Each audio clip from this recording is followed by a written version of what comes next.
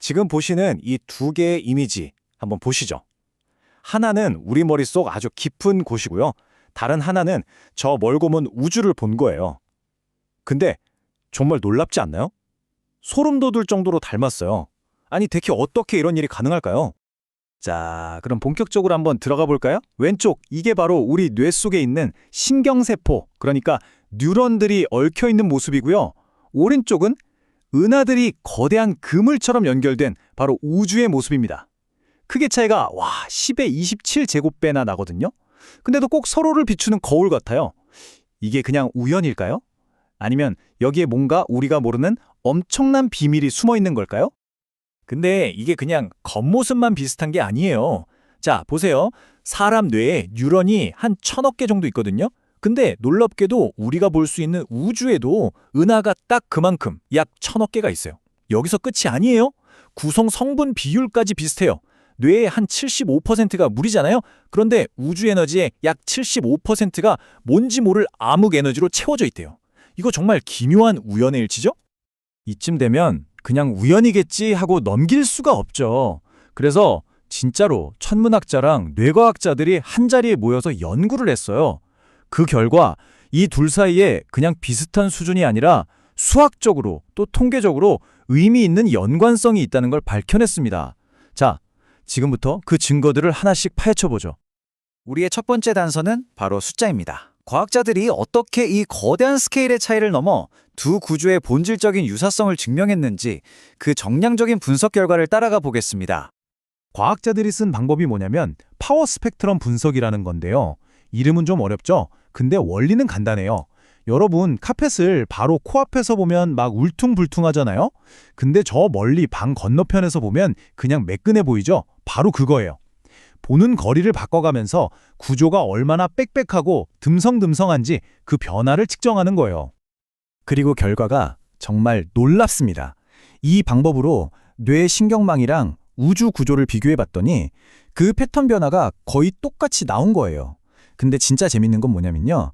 우리가 복잡하다고 생각하는 다른 것들, 예를 들면 나뭇가지나 구름 같은 거랑 비교했더니 이런 유사성이 전혀 안 나타났다는 거예요.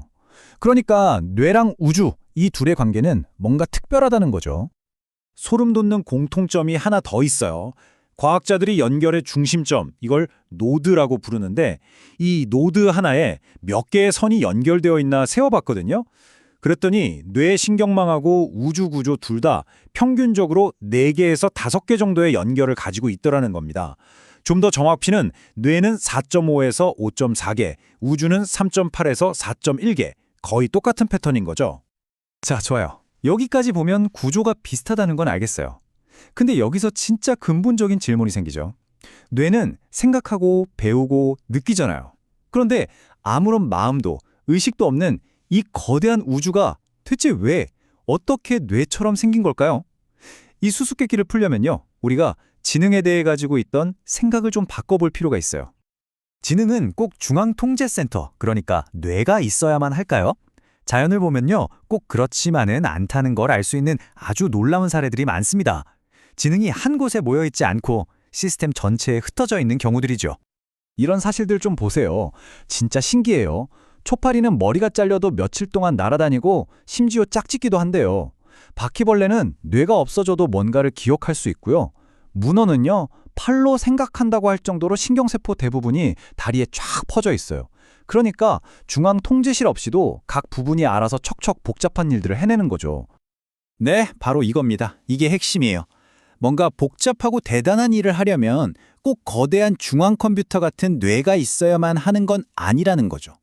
오히려 이렇게 분산된 네트워크가 더 효율적일 수도 있다는 거. 이 개념이 바로 우리 우주 미스터리를 푸는 아주 중요한 열쇠가 됩니다. 자, 이제 이 거대한 우주적 수수께끼를 풀어줄 결정적인 안내자를 만나볼 시간입니다. 근데 우리의 안내자가 정말 상상도 못한 존재예요. 뇌가 아예 없거든요. 바로 황생망사정균, 보통 슬라임 몰드라고 부르죠. 이게 동물도 아니고 식물도 곰팡이도 아닌데요. 뇌는커녕 눈도 없는데 문제 해결 능력이 정말 기가 막힙니다. 이게 2000년에 있었던 진짜 전설적인 실험인데요. 과학자들이 도쿄 지도 위에 이 점균을 딱 놔두고 주요 지하철역 위치마다 먹이를 뒀어요. 그랬더니 처음에는 막 사방으로 퍼져나가면서 먹이를 찾더라고요. 그러다가 약 26시간이 지나니까 스스로 쓸데없는 길은 다 없애버리고 모든 먹이를 가장 효율적으로 연결하는 최적의 길만 남기는 거예요. 근데 그 모습이 인간들이 수십 년간 머리 싸매고 만든 실제 도쿄 지하철 노선도랑 거의 똑같았다는 겁니다. 자, 이제 모든 퍼즐 조각이 딱 맞아 들어가지기 시작합니다. 2020년에 천문학자들이 바로 이 점균이 길 찾는 방식을 따라해서 점균 알고리즘이라는 걸 만들었어요. 그리고 이걸로 우주를 시뮬레이션해 본 거예요. 중력 법칙, 암흑 에너지 이런 거 하나도 안 썼어요. 그냥 점균처럼 행동하게만 한 거죠. 근데 와, 이 알고리즘이 그려낸 우주의 모습이 실제 우리가 관측한 우주의 거대 구조랑 거의 똑같았던 겁니다. 생각해보세요. 우리 머릿속 신경망, 저 광활한 우주, 그리고 먹이를 찾는 이 작은 점균까지 전혀 상관없어 보이는 이 모든 걸 관통하는 딱 하나의 원리가 이제 보이기 시작하죠. 바로 극한의 효율성. 요즘 말로 하면 가성비를 추구한다는 겁니다. 네, 바로 효율성의 원리입니다. 우리가 지금까지 모은 단서들이 전부 이 하나의 거대한 과학 원리를 가리키고 있었던 거죠. 네, 우주, 점균, 이것들은 모두 복잡계라는 시스템이에요. 복잡계가 뭐냐면 별거 아닌 단순한 애들이 많이 모여서 서로 상호작용하다 보면 얘네들 하나하나만 봐서는 도저히 상상도 못했던 엄청나게 복잡하고 새로운 특성이 짠 하고 나타나는 시스템을 말해요. 그리고 이렇게 갑자기 짠하고 나타나는 새로운 현상을 창발이라고 부릅니다. 이 복잡계를 만드는 레시피는 생각보다 간단해요. 자, 첫째, 뉴런이나 은하, 점균세포 같은 단순한 재료를 준비하세요. 둘째, 서로 연결해라거나 서로 끌어당겨 같은 아주 간단한 규칙만 딱 던져주는 겁니다. 그러면 마법처럼 누구도 설계하지 않았는데 의식이 있는 뇌라던가 저 거대한 우주 그물망 같은 복잡한 구조가 저절로 생겨나는 거죠. 자, 이제 드디어 마지막 결론입니다. 뇌와 우주가 왜 그렇게 똑같이 생겼냐고요?